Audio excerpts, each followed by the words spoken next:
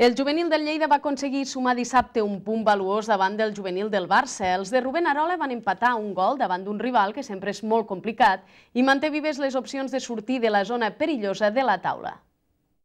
El juvenil A del Lleida Esportiu va sumar dissabte un important empat contra el Futbol Club Barcelona.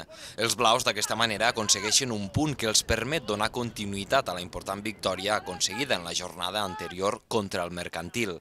Els nois de Rubén Arola van mostrar una gran solidesa en el seu joc i van ser capaços de posar contra les cordes el vigent campió d'Europa. Durant la primera meitat no es van veure ocasions destacables i no va ser fins al segon temps que el marcador es va moure. Al minut 63, l'àrbitre va xiular un penal a favor del Lleida per unes mans dins de l'àrea del conjunt visitant. Peco va ser l'encarregat de transformar-lo i va fer pujar l'1-0 al marcador.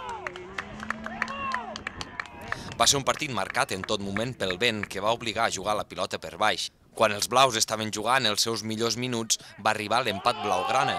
Aitor, al minut 72, marcava el primer gol dels visitants i establia l'1-1 definitiu.